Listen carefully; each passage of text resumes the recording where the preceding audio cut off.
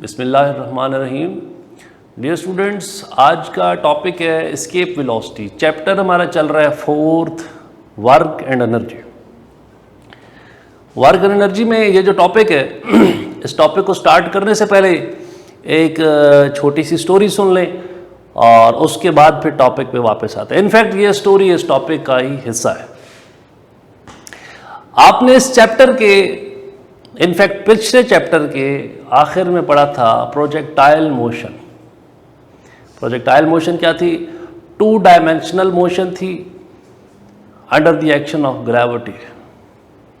अच्छा, अगर मैं इसको प्रोजेक्टाइल मोशन को लेता हूं और उसको यहां पे देखता हूं अर्थ के केस में, फॉर एग्जांपल ये अर्थ है और अर्थ के केस में मैं ले रहा हूं प्रोजेक्टाइल मोशन को, तो मैं कहता हूं मैं यहां से एक ऑब्जेक्ट को थ्रो करता हूं। वो क्या करेगा? यहां से आके इधर गिर जाएगा। सपोज कर रहा हूं। आप कहते हैं सर इसको थोड़ी सी ज्यादा एनर्जी दें, थोड़ी सी ज्यादा वेलोसिटी दें। ऑब्जेक्ट वही है, ये क्या करेगा? यहां से उठेगा, क्योंकि इसकी एनर्जी ज्यादा थी, इसको ज्यादा वेलोसिटी से हमने फेंका, थोड़ा सा दूर चला जाएगा। और अगर इसको एनर्जी से फेंके इधर आ जाएगा। मजीद अगर एनर्जी से फेंके तो मजीद शायद दूर चला जाए। तो ये तमाम वेलोसिटीज जिससे हम उसको फेंक रहे हैं, तो ये उसकी प्रोजेक्टाइल की इनिशियल वेलोसिटीज है। एक टाइम ऐसा आएगा कि मैं इसको फेंकूं और ये वापस ना आए, बल्कि वो क्या करेगा? वो इस अर्थ के अराउंड रोटेट करना शुरू कर देगा। तो ये हमारे लिए वेलोसिटी है, ये इनिशियल वेलोसिटी है, क्रिटिकल वेलोसिटी।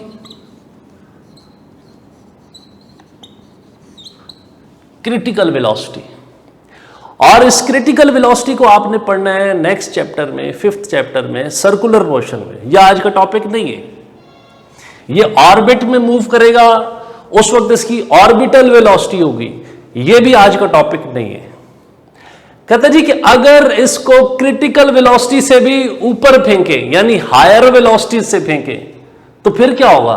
कह रहा जी कि यहां से मैंने ऑब्जेक्ट को फेंका, वो गया और ऐसा गया कि फिर वापस नहीं आया। एंड दैट पर्टिकुलर वेलोसिटी जिसको मैं इनपुट दूं, यानी ऑब्जेक्ट को मैंने उतनी वेलोसिटी से फेंका और वो वापस ना आए, that particular velocity is called escape velocity. That velocity is called escape velocity. Escape करना यानी निकल जाना, भाग जाना, जान छुड़ा लेना, आजाद हो जाना, एस्केप कर जाना, एस्केप वेलोसिटी। तो ये आज का हमारा टॉपिक है। मैं फिर बता दूं कि वो वेलोसिटी जिससे हम किसी ऑब्जेक्ट को फेंकें और वो ग्रेविटेशनल अट्रैक्शन या ग्रेविटेशनल फील्ड ऑफ अर्थ से आउट हो जाए, या किसी भी ऑब्जेक्ट से। याद रखिएगा, मैंने पिछले टॉपिक में भी बताया था कि ग्रेविटेशन डजंट मीन कि अर्थ की बात हो रही है। ग्रेविटेशन का मतलब है चांद की भी बात हो सकती है, मार्स की भी बात हो सकती है, सूरज की भी बात हो सकती है, किसी भी प्लेनेट की बात हो सकती है। एनीवे, आज जो टॉपिक की बात हो रही है वो अर्थ पे हो रही है। हम अर्थ के अकॉर्डिंगली पढ़ रहे हैं कि अर्थ के लिए एस्केप वेलोसिटी क्या होती है। आते हैं जी यहां पे हम कैलकुलेशंस करने जा रहे हैं कि कितनी वेलोसिटी हो, या कितनी थ्योरेटिकली पॉसिबिलिटी है कि हम इसको इतनी वेलोसिटी से फेंके तो जाएगा। For example, we have a mass m। मेरे पास एक ऑब्जेक्ट है, एक मैस है, एक बॉल है। फॉर एग्जांपल एक बॉल है जिसका मैस m है और मैं इसको फेंक रहा हूं आउटसाइड द ग्रेविटेशनल फील्ड। अब होगा क्या, कह रहे जी कि इसको कितनी एनर्जी चाहिए, इसकी जो काइनेटिक एनर्जी होगी, kinetic energy of mass is equals to what, half of mv square। ये आपने फॉर्मूला पढ़ा हुआ है कि अगर मैं इस ऑब्जेक्ट को काइनेटिक एनर्जी देता हूं, मूव करवाता हूं, तो उसकी एनर्जी कितनी होगी, हाफ mv स्क्वायर। और ये एनर्जी किसके अगेंस्ट लग रही है, ये एनर्जी लग रही है ग्रेविटेशनल एनर्जी। आपने एक टॉपिक पढ़ा absolute potential energy. Absolute potential energy का मतलब यह है कि एक ऑब्जेक्ट अर्थ के रिस्पेक्टिवली, किसी भी ग्रेविटी के रिस्पेक्टिवली किसी भी पॉइंट पे पड़ा हुआ है, तो उसके अंदर कितनी एनर्जी होगी। तो एब्सोल्यूट पोटेंशियल एनर्जी के टॉपिक में आपने पढ़ा है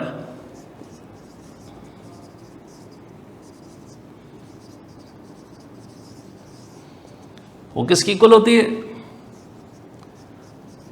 Gm over R, GMM over R। ठीक है जी। अब ये कौन सा मैस है, capital M is the mess of अर्थ। ठीक है। What is capital G, capital G is the gravitational constant for earth.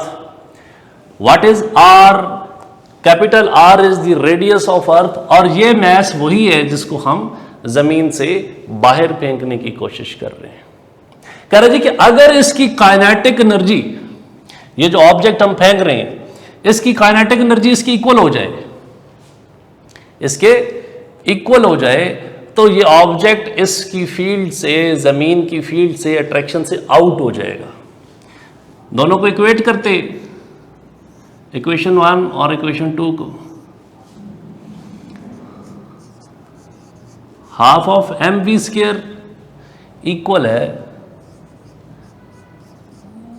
GMM over R के। अच्छा, अब यहां पे देखें कि ये भी मैस ऑफ अर्थ, ये भी mass of object, mass of object. अब ये जो वेलोसिटी है ये एस्केप वेलोसिटी है, v एस्केप, और यही वेलोसिटी हमें चाहिए। v एस्केप इस 2 को उधर ले जाए, ये स्केयर फिलहाल रहे यहाँ पे, 2Gm over capital R। This mass is mass of earth, mass of earth. आपकी बुक में यही लिखा हुआ है एग्जैक्ट इसी तरह। This radius is radius of earth.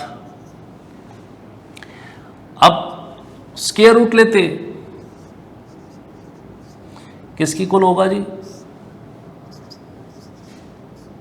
2Gm over R है। यहां पे एक छोटी सी सब्स्टिट्यूशन है, उसको हम देख लेते और उसके बाद फिर उसको फाइनल करते हैं। एंड दैट सब्स्टिट्यूशन इज, देखिए आपने 9th 10th में ग्रेविटेशनल फील्ड या ग्रेविटेशनल फोर्स जब पढ़ी थी, तो आपने पढ़ा था कि जो फोर्स ऑफ ग्रेविटेशन है that is F is equals to mg is equals to what, Gm over R square, यही पढ़ी थी। अब मैस और मैस कैंसिल हो गए जी, Gm R स्क्वायर है। आपकी इजाजत से मैं Gm ओवर R स्क्वायर को R इंटू R लिख रहा हूं और एक R को उधर ले जाते हैं, तो Gm over R is equal to, एक R उधर ले गए, G इंटू R। ठीक है जी, ये बहुत इंपॉर्टेंट सब्स्टिट्यूशन है। यहां पे आके बहुत सारे लोग गलती भी करते हैं कि Gm ओवर R, मैं इसको रिप्लेस करने जा रहा हूं किससे, gravitational constant, mess of earth, radius of अर्थ को किस चीज से, G इंटू R के साथ। तो ये किसकी इक्वल होगा, V स्केप यानी escape velocity is equal to what, 2 times इस सारे की जगह किसको पुट करो, g इंटू आर को। ये अब ये जो वेलोसिटी ये हमारे पास एस्केप वेलोसिटी है। क्या क्या क्या फैक्टर है जी, 2 एक कांस्टेंट है, जी ग्रेविटेशनल एक्सेलरेशन है। What is capital R? Capital R is the radius of earth, subscript E है, इसका मतलब है अर्थ को रिप्रेजेंट कर रहे हैं। मैं इसकी वैल्यूज पुट करता हूं और वैल्यूज पुट करके इसकी वैल्यू को फाइंड करते हैं कि इसकी वैल्यू क्या होगी। आपने ये देखना है कि g की वैल्यू भी कांस्टेंट है, फिक्स है, यानी gravitational acceleration 9.8, r radius of अर्थ भी फिक्स है। तो इसकी वैल्यू पुट करते हैं और इसको देखते हैं कि ये क्या है। Escape velocity will be equals to what?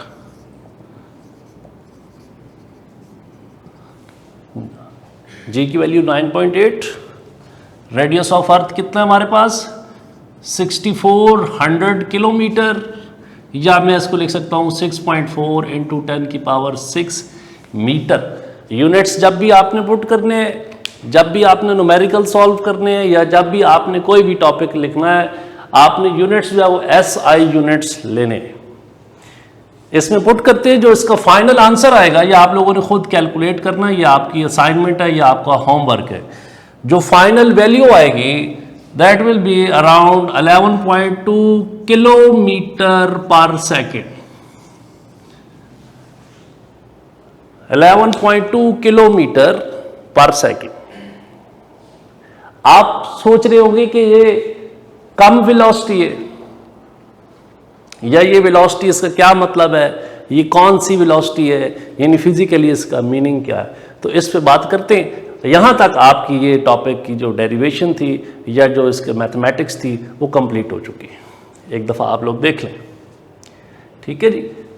Kinetic energy, और यही एनर्जी हम काइनेटिक एनर्जी हम प्रोवाइड कर रहे हैं उसको किसके against, potential energy of the earth के अगेंस्ट। और ये एनर्जी से हमें एस्केप वेलोसिटी मिली, उसके अंदर हमने ये उसके अंदर सब्स्टिट्यूशन की। सब्स्टिट्यूशन क्या की कि इस फैक्टर को सारे को इससे रिप्लेस कर दिया। वैसे हम ये भी कर सकते थे, यानी इसके अंदर भी कोई ऐसी चीज़ नहीं है कि जो हमें पता ना हो। ग्रेविटेशनल कांस्टेंट हमें पता है, मास ऑफ अर्थ हमें पता है, रेडियस ऑफ अर्थ हमें पता है, लेकिन लंबी कैलकुलेशन हो जानी थी, सो हमने इसको छोटा किया है, स्मॉल किया है, और वो कांस्टेंट वेलोसिटी हमारे पास एस्केप वेलोसिटी आ गई। अब देखते हैं कि 11.2 किलोमीटर कितने होते हैं एक सेकंड में। आप अंदाजा लगाएं कि 10 किलोमीटर जो है वो अगर आप लोग चलते रहें तो शायद आपको घंटा लग जाए। तो ये 11.2 किलोमीटर है, किलोमीटर है, मीटर नहीं, एक सेकंड में। तो ये बहुत बड़ी वेलोसिटी है। अच्छा, तो क्या तमाम ऑब्जेक्ट्स के लिए ये सेम है या नहीं? फॉर एग्जांपल मेरे पास ये एक मार्कर है और मैं चाहता हूं मैं इसको एस्केप वेलोसिटी से, यानी मैं ऐसी वेलोसिटी से इसको थ्रो करूं कि ये वापस ना आए। या अगर आप किसी भी चीज से तंग है और आप कहते हैं कि मैं इसको वैसे फेंकूं कि ये वापस ना आए, तो भाई आप कंफ्यूजन ये है कि आप जो सोच रहे हैं वो है एनर्जी, या आप लोगों के जेहन में, स्टूडेंट्स के जेहन में मोस्टली ये आता है कि भाई मुझे इस पे तो बहुत ज़्यादा एनर्जी लगानी पड़ेगी, इससे हैवी ऑब्जेक्ट है तो ज़्यादा एनर्जी लगानी पड़ेगी। यहाँ पे बात हो रही है वेलोसिटी की, कि इनिशियल वेलोसिटी सेम रहेगी सब के लिए, बाकी जितना बड़ा ऑब्जेक्ट है उसके लिए एनर्जी तो उतनी ज़्यादा लगानी पड़ेगी। तो ये हमारे पास एस्केप वेलोसिटी है।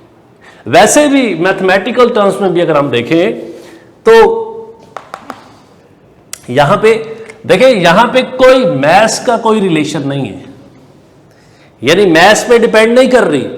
Escape velocity is independent of the mass of object, कि किसी भी ऑब्जेक्ट के मास पे डिपेंड नहीं कर रही कि वो मास भारी है या हल्का है। आपने उसको बाहर फेंकना है, आपने उसको एस्केप वेलोसिटी देनी है, यानी 11.2 से उसको आउट करना है, थ्रो करना है। नंबर एक चीज। नंबर 2 क्वेश्चन, एक क्वेश्चन ये भी स्टूडेंट्स करते हैं कि भाई हम एक रॉकेट को बाहर फेंकते हैं जी, मार्स पे गया रॉकेट गया, या चांद के जो है वो मिशन पे गया, तो उस वक्त उसकी यही वेलोसिटी थी, तो उस वक्त उसकी ये वेलोसिटी नहीं थी, यानी ये बहुत बड़ी वेलोसिटी है, ये छोटी वेलोसिटी नहीं, बहुत तेज है। अब उसकी वेलोसिटी क्यों कम थी और वो फिर कैसे एस्केप कर गया? एस्केप इसलिए कर गया कि उसको हम कंटिन्यूसली एनर्जी दे रहे, रॉकेट जमीन से उड़ा, कंटिन्यूसली हर स्टेज पे उसको फ्यूल जल रहा है, एनर्जी मिल रही है, और हर स्टेज पे उसको पुश बैक पुश मिल रहा है। यहां पे ये केस है कि हमने उसको एक दफा एनर्जी दे दी और बस हो गया, दोबारा हमने उसको एनर्जी नहीं दी। इसको एक कहते हैं बैलिस्टिक प्रोजेक्टाइल या बैलिस्टिक ट्रेजेक्टरी, कि आपने एक दफा एनर्जी दे दी, फिर वो उसको दोबारा आपने एनर्जी नहीं दी। तो आपने एनर्जी यहां पे देनी है, इनिशियल वेलोसिटी यहां पे होगी, कितनी होगी? 11.2 किलोमीटर पर सेकंड होगी, तो वो कभी भी वापस नहीं आएगा। लेकिन अगर हर पॉइंट पे उसको आप एनर्जी देते रहे तो शायद वो निकल भी जाए। ठीक हो गया जी। तो ये दो पॉइंट्स हैं, यही दो टॉपिक्स हैं, और यही बातें जो कि आपने इस पॉइंट के अंदर, इस टॉपिक के अंदर याद रखनी है। क्या कि एक तो वो मैस पे डिपेंडेंट नहीं है, दूसरा इसको एक दफा एनर्जी दी है, एक दफा वेलोसिटी दी है, कितनी? 11.2 किलोमीटर, और दोबारा हमने नहीं दी। And that's all. आज के लिए इस टॉपिक में इतना ही है, और इंशाल्लाह नेक्स्ट टॉपिक में मिलेंगे। Thank you.